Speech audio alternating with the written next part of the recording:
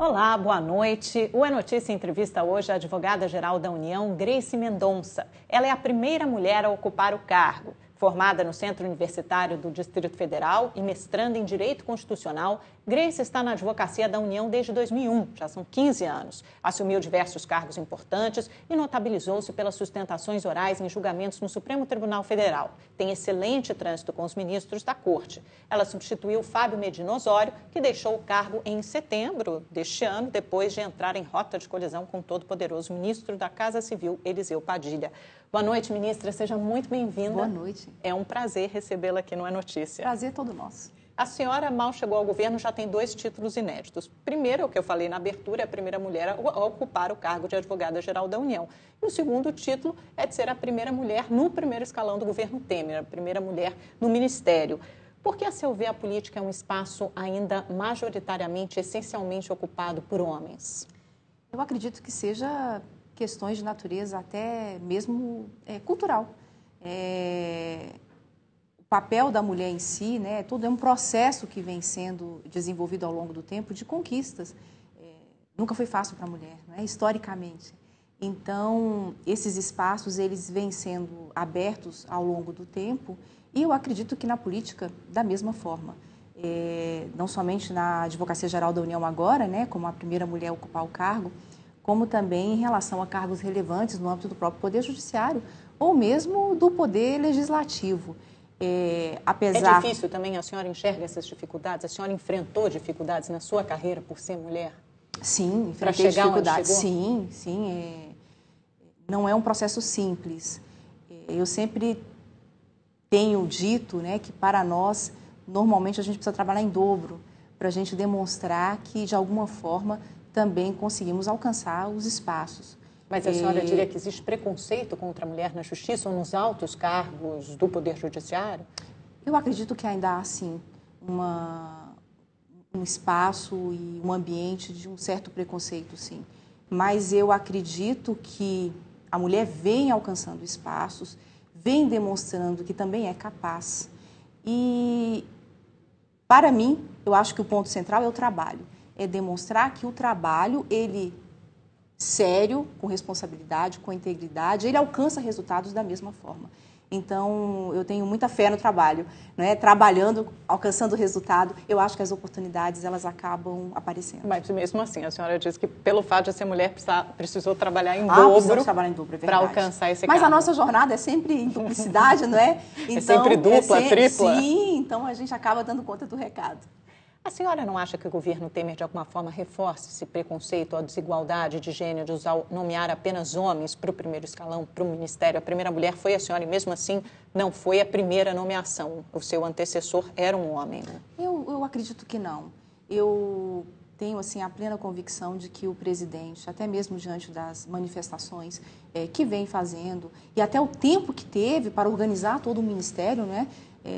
Do conhecimento de todos que a situação vivenciada pelo Estado brasileiro foi bastante atípica, então ele precisou organizar um ministério com um tempo bastante restrito e soube escolher bons nomes. Então, acredito que, independentemente da questão de gênero, há sim uma percepção, e se teve uma percepção do presidente em relação também à competência.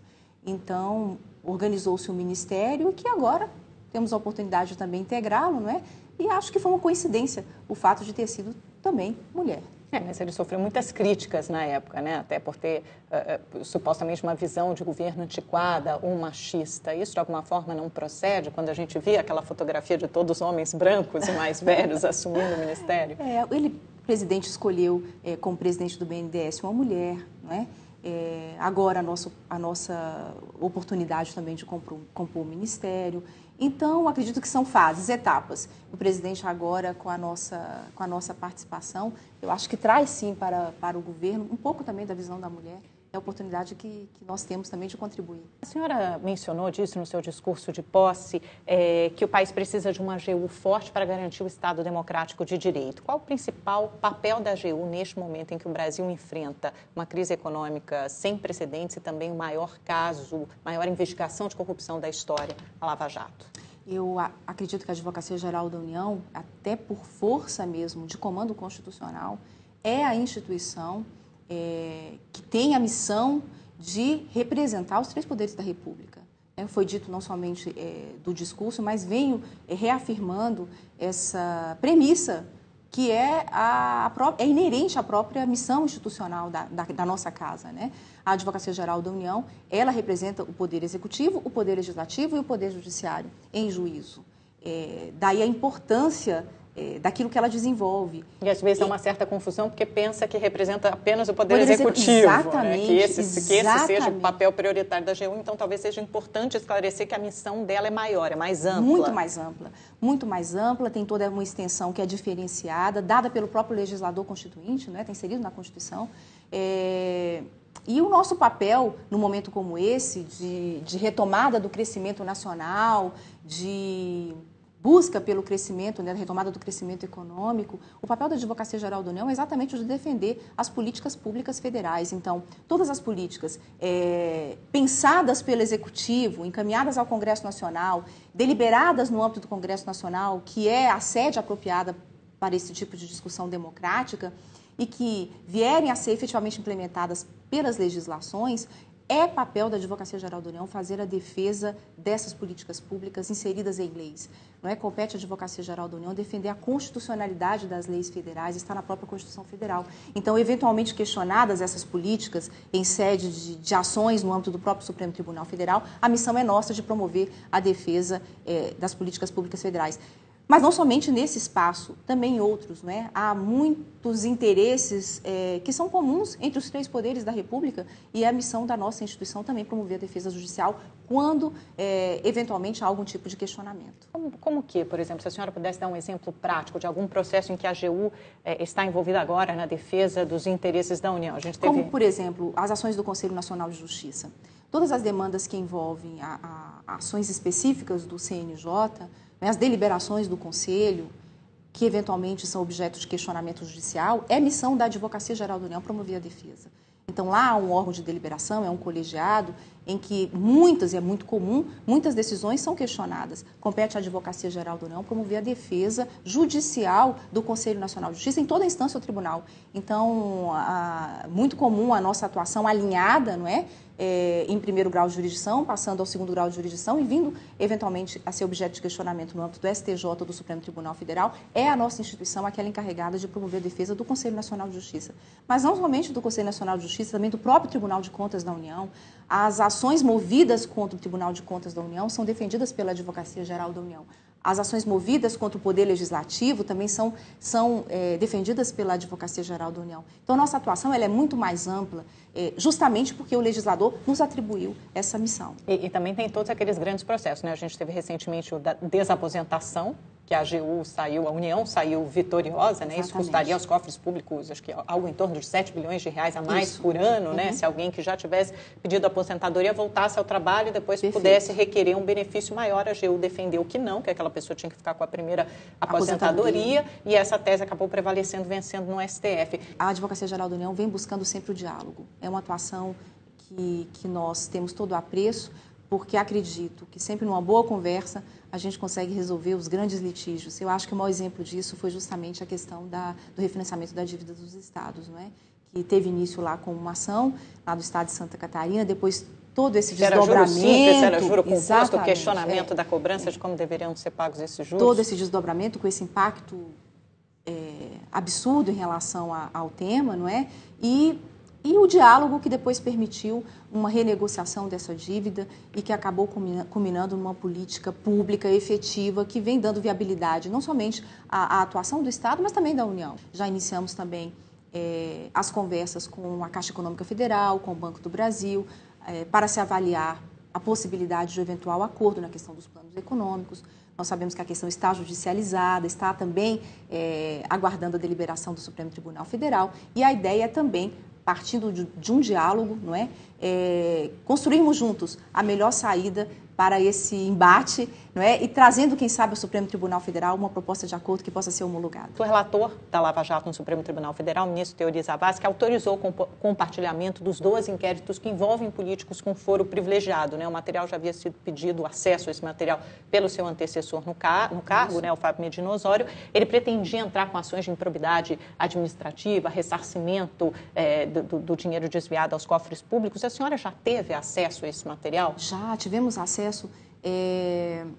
logo após a nossa posse, uma semana após a posse, nós tivemos acesso aos 12 inquéritos. Esses 12 inquéritos estão sendo analisados pelo nosso grupo de advogados que atua especificamente nessa operação Lava Jato. Nós temos, ao todo, na nossa instituição, nós temos 110 advogados envolvidos no combate à corrupção e a defesa da probidade administrativa. Então, e esses 110 advogados tomam conta hoje, basicamente, de Lava Jato? Não. De todas as questões envolvendo improbidade administrativa que percorrem aí, né, diversos órgãos ou entidades, mas não somente a Operação Lava Jato. Operação Lava Jato, nós temos um grupo de advogados destacado para isso. Quase uma força-tarefa dentro da AGU. Exatamente uma força-tarefa. É exatamente uma força-tarefa. E nessa força-tarefa, esses inquéritos estão sendo objeto de análise, de exame pelos nossos advogados. Já ingressamos com uma ação. Que ação? Com uma ação de improbidade, de reparação dos cofres públicos envolvendo uma empresa, não é? Que foi o caso da Camargo Correia, que nós apresentamos. Aí são os acordos de leniência? Não exatamente. Não exatamente. Também a questão da improbidade e a reparação dos cofres públicos. E desdobramentos outros, porque a documentação é extremamente farta. A senhora já leu alguma coisa desse material ou não? Eu, pessoalmente, não. Dentro da nossa instituição, nós temos uma distribuição ordinária e, como já havia até mencionado, a partir do momento em que recebemos essa documentação já foi remetida aos advogados que atuam especificamente na Operação Lava Jato. Essa força-tarefa da AGU que fica em Curitiba exatamente, também, para localizar sem nenhum Curitiba. tipo de interferência nossa. Então, a senhora nem viu isso? Não. Então, esses advogados avaliam, analisam e se há alguma pertinência em relação ao juizamento de alguma ação de improbidade ou alguma ação de reparação. Contra algum desses políticos? Exatamente. Aí sim isso vem para nosso exame, a nossa avaliação, agora já com um trabalho muito mais elaborado, com o filtro já feito, porque na prática... Isso então não chegou até... Não passou dessa fase, está ainda no momento dessa primeira análise pela força-tarefa e depois no segundo momento que isso sobe para a senhora. Perfeito, é exatamente assim. E, inclusive, nesse esforço que eles vêm desenvolvendo para dar máxima celeridade, porque a ideia também é essa, não é? A documentação, como foi dito, é bastante farta, a partir do momento em que se vislumbra o cabimento de alguma ação, de alguma medida judicial, a medida já é elaborada e repassada, portanto, apenas para a ciência nossa de que aquela medida está sendo apresentada. Mas agora, tem não que ter sendo, o aval final da senhora, por exemplo. Na verdade, é basicamente uma ciência nossa do que está sendo feito. Sim, mas tem ali uma apreciação, porque temos a oportunidade... A última palavra é sua. Temos a oportunidade na Advocacia Geral da União de discutirmos a tese em si, o que pode ser melhorado, aprimorado, qual a melhor abordagem. Quer dizer, esse trabalho e a nossa atuação à frente da Advocacia Geral da União tem sido, como aliás já vinha sendo desenvolvendo ao longo de todos esses anos dentro da instituição, sempre num trabalho muito em equipe, muito de diálogo, de aproximação e de troca de ideias. Então, muitas vezes, aquela perspectiva que aquele advogado ali não vislumbrou, é possível que a gente ali enxergue e possa contribuir de alguma forma. E caso, eventualmente, se tenha já uma análise que leve ao arquivamento dessa demanda na Advocacia Geral da União, isso também será feito lá pelo grupo de advogados que atua em Curitiba. Eu insisto tanto nisso, ministra, porque o seu antecessor no cargo, Fábio Medina Osório, disse que foi demitido pelo ministro da Casa Civil, Eliseu Padilha, justamente porque ele pediu acesso a esses inquéritos e queria cobrar ressarcimento dos políticos eventualmente envolvidos na Lava Jato, que tem foro privilegiado. Segundo ele, o ministro Eliseu Padilha defendeu que a AGU se mantivesse distante desses casos dos políticos e focasse principalmente na defesa do patrimônio público. Qual das posições a senhora defende? A do Fábio Medina, de acesso a esses inquéritos e de eventual pedido de ressarcimento, se for o caso, bloqueio de bens, ou do ministro-chefe da Casa Civil, de se manter ao largo desse processo? Eu, na verdade, desconheço essa posição até do ministro Eliseu Padilha, porque isso nunca nos foi passado. Então, se há realmente ou se aconteceu algo dessa ordem, não é, alguma orientação nesse sentido, eu realmente desconheço. Porque de quando assumimos não houve sequer uma única orientação nesse sentido, nem um único diálogo nessa perspectiva. E a senhora nunca conversou sobre Lava Jato com o ministro Eliseu Padilha? Nunca, nem com o presidente Temer? Não, muito ao contrário. Sempre quando se cogitou, né, das considerações e das ponderações eventualmente apresentadas pelo então advogado-geral da União, sempre foi na linha de que a Advocacia-Geral da União cumprirá a sua missão ordinária, regular, como sempre o fez ao longo desses anos todos, sem nenhuma interferência do Poder Executivo nesse sentido. E parte da missão da AGU, então, é entrar eventualmente com uma ação contra um político se for constatado não tenha dúvida. Ele se for constatado que há desvio. A missão da Advocacia-Geral da União é buscar a reparação dos cofres públicos federais quando esse cofre foi violado. Então, nesse sentido, o Fábio Medina estava certo, estava correto. Na verdade, não é nem o advogado-geral da União. Nesse sentido, é uma questão legal. A lei já nos impõe. A missão é nossa. Isso nós já fazemos desde 2008, quando criamos exatamente essa equipe de advogados públicos que atua na defesa do patrimônio e da probidade administrativa. A nossa atuação já foi, inclusive, objeto de premiação desses advogados. Ao longo de todo esse período, de 2008 para cá, ajuizamos várias ações, inclusive envolvendo outros políticos. Então, essa situação pontual, né, que eu desconheço, esse diálogo, né, entre o ministro Eliseu Padilha e o então advogado-geral da União, e todo esse fato criado... Ele disse que havia interesse do governo em abafar a Lava Jato. Até em outras oportunidades, já acabei destacando a impossibilidade lógica ou mesmo prática de que a Advocacia-Geral da União, de algum modo, possa abafar a Operação Lava Jato. Primeiro, porque a Operação Lava Jato corre perante o Poder Judiciário, que é dotado de independência, de autonomia. Segundo, porque as investigações são feitas também no âmbito da Polícia Federal, que também tem todo o seu acervo legislativo que resguarda a atuação. Terceiro, porque a atuação da Advocacia-Geral da União é única e exclusivamente no que se refere à reparação dos cofres públicos federais, eventualmente lesados, e na busca, obviamente, não é, da aplicação da Lei de Improbidade Administrativa. Então, não há nenhuma possibilidade prática ou qualquer espaço legislativo que traga para a Advocacia-Geral da União todo esse poder. A Advocacia-Geral da União não tem o poder de abafar a Lava Jato simplesmente porque não há no ordenamento jurídico nenhum espaço para que esse tipo de construção possa ser feito. A atuação nossa, como eu já disse, é simplesmente de reparação dos cofres públicos federais e de se mover aí as ações de improbidade. Mas a senhora tem, por exemplo, a PF mandou uma lista, uma primeira lista com o nome de 14 parlamentares. Desses 14, 11 pertencem à base aliada do governo de Michel Temer, inclusive figuras muito importantes, como o presidente do Senado, Renan Calheiros, outro senador do PMDB, o Waldir Raupp, e ações, eventualmente, contra esses parlamentares movidas pela AGU, têm o poder, sim, de desestabilizar o governo Temer. Todos vocês fazem parte do mesmo governo, o presidente Temer é seu chefe, como é chefe de outros ministros também. Os ministros são seus colegas. Nesse sentido, não causaria um mal-estar, não haveria constrangimento em mover essas ações? A Advocacia-Geral da União, ela é uma função essencial à justiça. Está bem posicionada na Constituição Federal, num capítulo específico das funções essenciais à justiça. Então, ela não integra o poder executivo, nem o legislativo, nem o judiciário, até porque representa os 3 poderes em juízo. Mas é uma função essencial à justiça.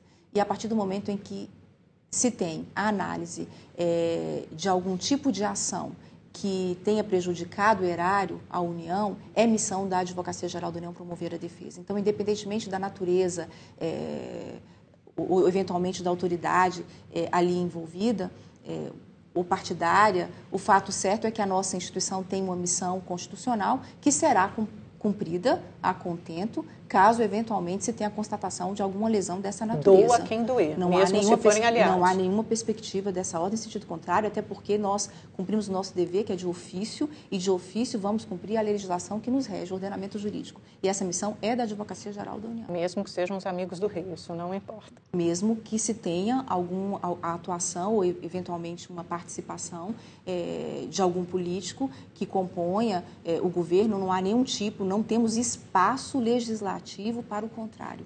A missão da Advocacia Geral da União é ajuizar as ações de reparação, até porque nós estamos falando aqui da seara criminal. A seara criminal fica a cargo realmente do Ministério Público, que já vem atuando, né, inclusive nas ações que tramitam perante o Supremo Tribunal Federal. O que falamos aqui é da reparação das ações específicas de natureza civil, que serão eventualmente ajuizadas pela Advocacia Geral da União. A gente falou bastante sobre Lava Jato no comecinho da entrevista e agora a delação da Odebrecht, que pode envolver até 80 executivos, está aí para ser fechada nos próximos dias e deve envolver, pelo que já se sabe, políticos de todos os partidos, né? Parece que ninguém fica de fora. Política e juridicamente, qual é o efeito de uma delação como essa, que chega à elite política do país? Eu acredito que o país esteja passando agora por um período inédito, não é? É um momento, acho que a Operação Lava Jato, ela acabou trazendo para as instituições a oportunidade de algumas reflexões. E, em especial, o amadurecimento também de algumas delas. Então, do ponto de vista da melhor conduta, da postura ética, do zelo incondicional aos ditames constitucionais e legais, tudo isso agora acho que vem sendo melhor repensado diante desse quadro que acabou se instalando, não é? Mas que acaba trazendo, como eu disse, para o país um amadurecimento. Então, uma delação que vem eventualmente a demonstrar, a refletir algum envolvimento de alguma parte aí de uma área política ou de políticos, enfim. Mesmo que isso chegue ao coração do governo Temer, inviabilize parte do governo ou então a aprovação de projetos importantes como a reforma da Previdência, é um preço a se pagar? Eu acredito que o governo está acima de tudo isso. O presidente Temer, ele... Mas o governo pode ser diretamente alvejado por essas delações. Eu acredito. Eles estão preocupados.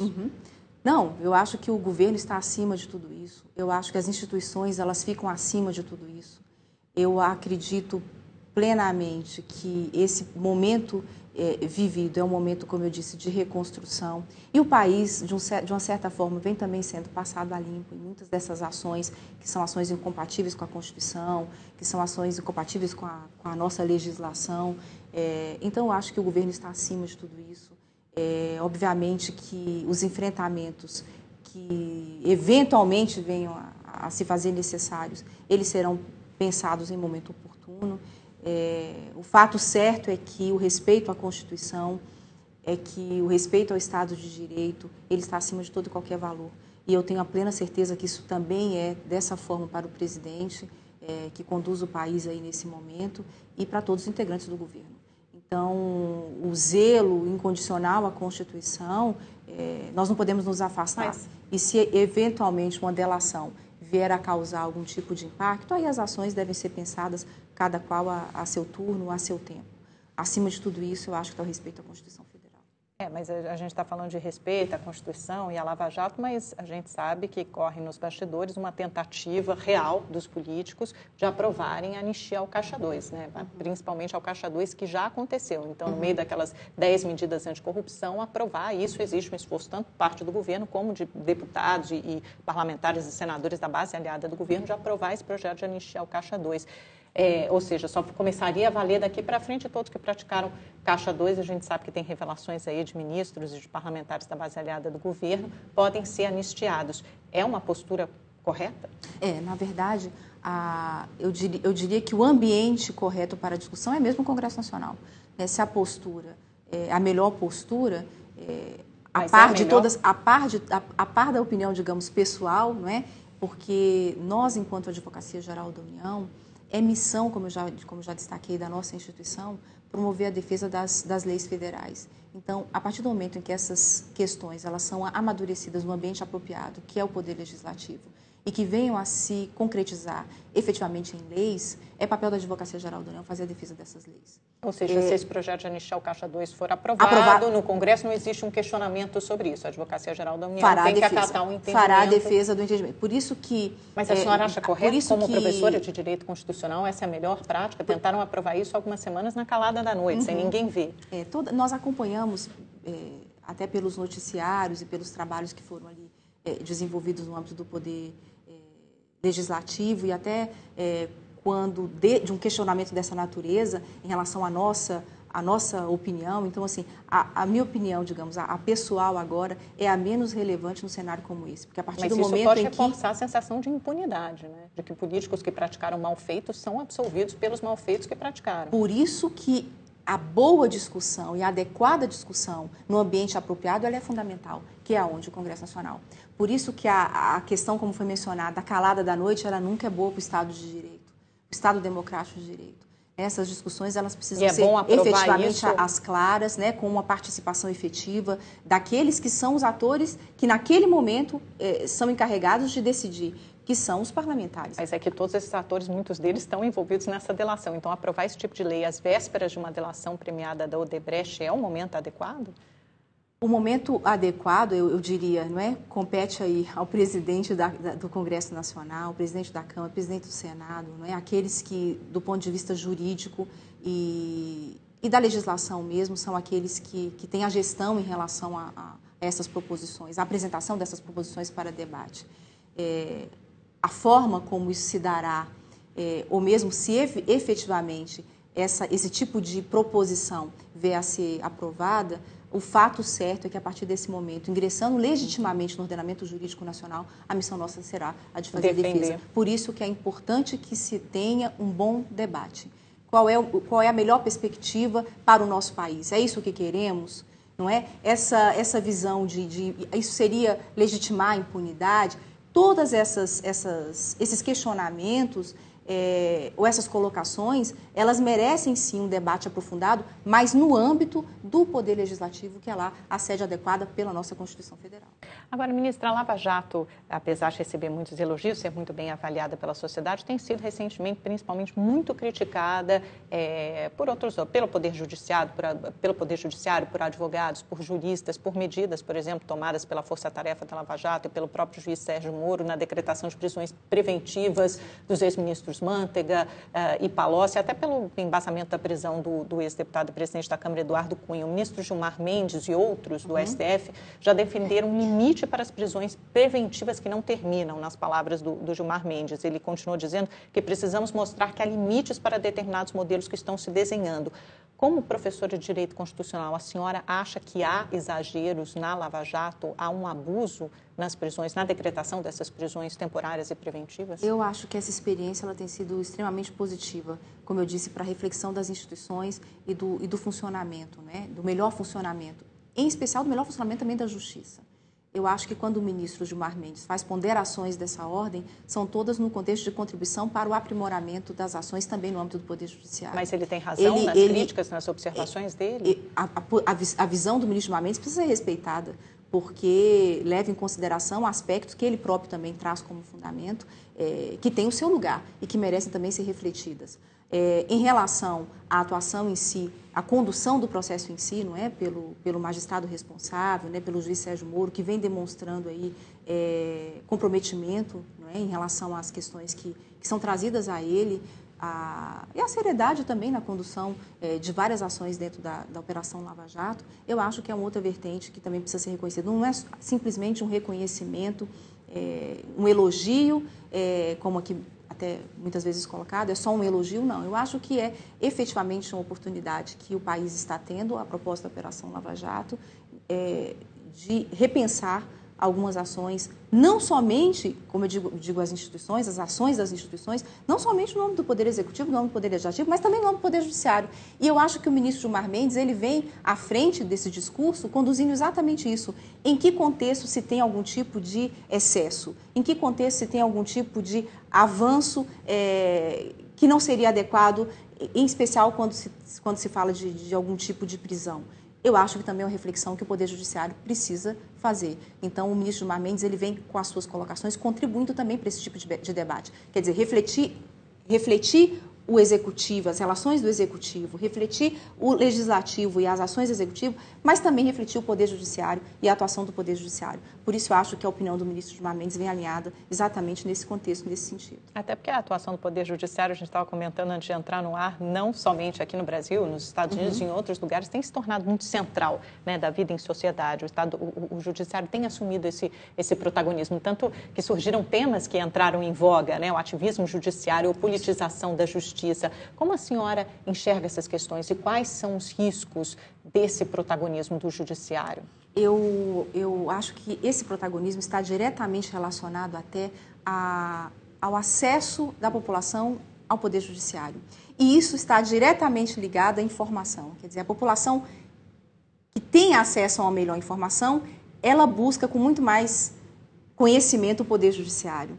E esse, digamos, apoio que se busca ao poder judiciário, é lógico que ele traz efeitos, muitos deles até de sobrecarga do poder judiciário. Então, essa judicialização excessiva também sobrecarrega a máquina, sobrecarrega o poder judiciário. Exemplo típico disso aí é o enfrentamento agora travado pelo Supremo Tribunal Federal em relação à questão da judicialização em matéria de medicamentos, não é? Quer dizer, o Supremo vem enfrentando um tema extremamente delicado, mas fruto de quê? De uma judicialização em todos os níveis, no que se referia exatamente a esse tema. E mesmo da Lava Jato, né, que o Supremo é acusado de agir com muito mais lentidão do que a Justiça de Primeira Instância, que também tem uma força-tarefa designada basicamente para isso. Na verdade, o Supremo Tribunal Federal ele vem já com os relatórios todos, enorme, né? Os relatórios todos dos últimos anos, eles revelam exatamente isso, né, um aumento da carga de trabalho do Supremo Tribunal Federal. Então, os ministros... é a favor do foro privilegiado?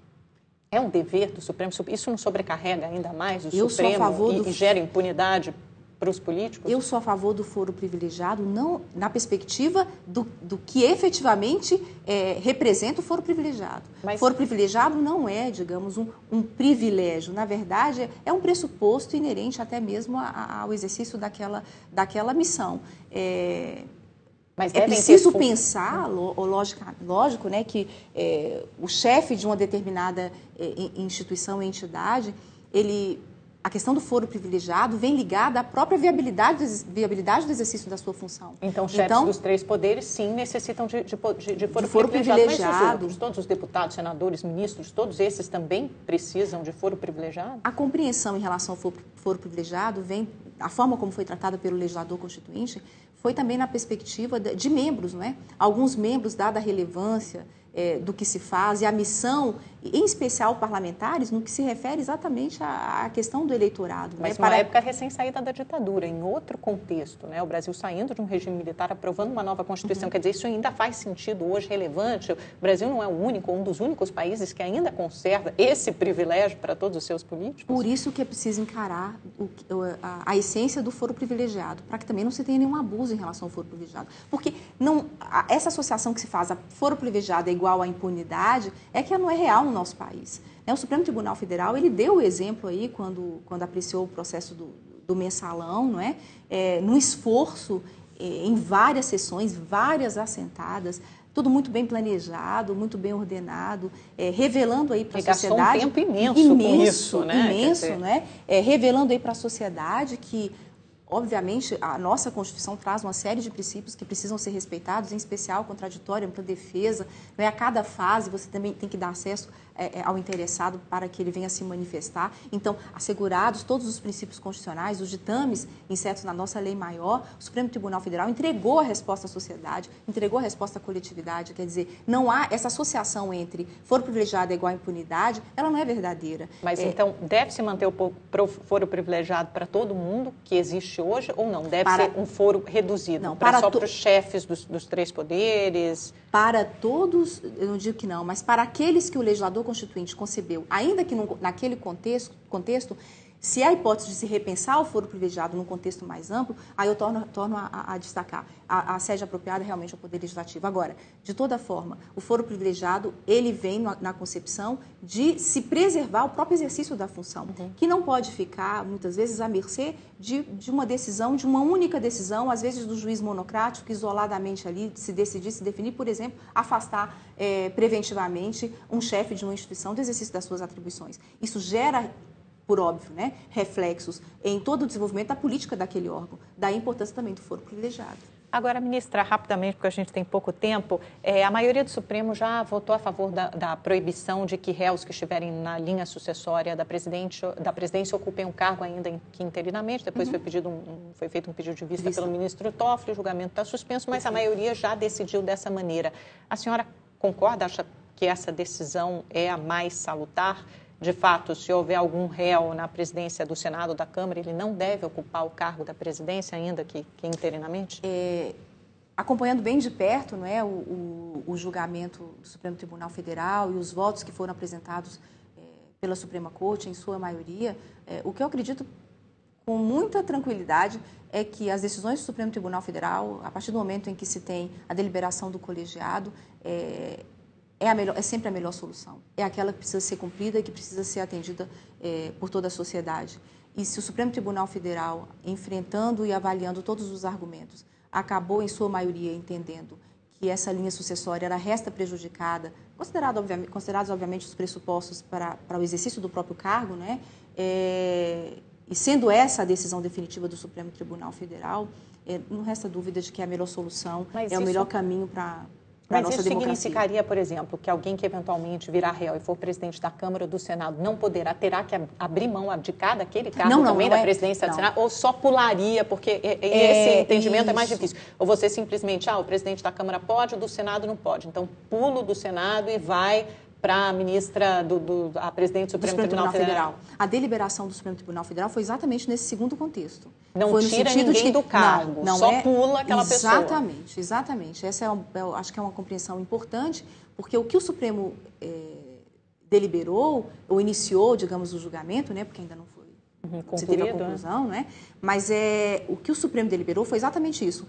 Aquele que é considerado já réu em ação que tramita perante a Suprema Corte, ele não poderia figurar na linha sucessória ou na substituição eventual também do presidente da República. Mas o Supremo, em nenhum momento, compreendeu que ele não teria... pode ocupar o cargo. Exatamente. As credenciais ali para a ocupação do cargo, que ele deveria retirar-se do cargo de forma alguma. O que, na linha sucessória, ou na linha de substituição ou de sucessão, então passaria para o seguinte, no eventual afastamento do presidente da República, uma substituição eventual, então aquele não poderia exercer. E aí passaria para a autoridade seguinte. Rapidamente, no caso da Operação Metis, que acabou sendo suspensa pelo ministro do Supremo, Teori Zavascki, né, ele enxergou uma usurpação de competência, um juiz de primeira instância não poderia ter autorizado a entrada no Senado e recolhimento ali de papéis e de documentos que poderiam chegar eventualmente a senadores. Né? A acusação é de que os policiais legislativos teriam feito varredura nos apartamentos e gabinetes desses senadores para detectar eventuais grampos. Foi correta essa suspensão? De fato, houve essa usurpação de competência do juiz de primeira instância? A decisão do ministro Teori, que foi amplamente divulgada e mencionada, ela traz fundamentos sólidos, né? Então isso ainda precisa ser discutido, né? Pelo colegiado, né? Pelo colegiado. A decisão ainda é monocrática, mas o ministro Teori é um ministro extremamente zeloso, extremamente cuidadoso e altamente técnico, não é? E que se decidiu dessa ordem é porque vislumbrou nos autos, que nós, na Advocacia Geral da União, não tivemos acesso, mas vislumbrou ali nos autos elementos justamente para tomar uma decisão dessa natureza que precisa ser cumprida, porque é a decisão da Suprema Corte. Ele, com muito mais autoridade, que foi quem analisou, quem se debruçou sobre todos os elementos ali constantes no processo, concluiu dessa forma, por óbvio que tem fundamentos para seguir nesse sentido. A decisão do ministro do Supremo Tribunal Federal precisa ser respeitada e precisa ser cumprida. Nós, a Advocacia Geral da União, reafirmo, nós não tivemos acesso a esse processo, mas aqui, mais uma vez, reafirmamos, né, que como decisão emanada do Supremo Tribunal Federal, ainda que monocrática, precisa ser respeitada por todos. Ministra, infelizmente nosso tempo está chegando ao fim. Vamos lá para o nosso pinga-fogo. Eu falo o nome de alguém, é uma palavrinha, a senhora responde com uma frase curta. Sérgio Moro. Um magistrado comprometido. Lava Jato.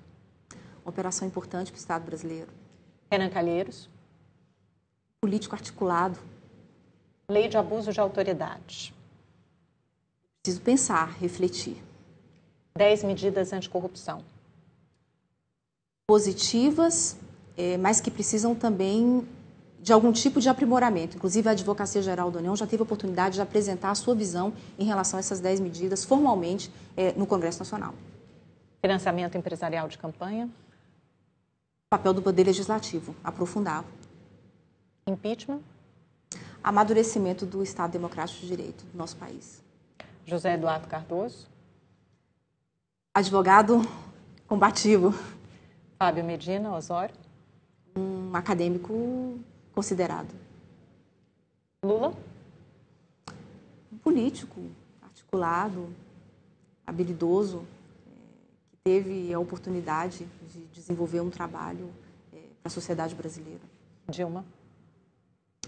Uma presidente também que enfrentou aí momentos difíceis, que buscou trazer sua parcela de contribuição, de colaboração para a sociedade. Presidente Temer. Um constitucionalista altamente comprometido, competente, mas em especial zeloso com a harmonia entre os 3 poderes da República.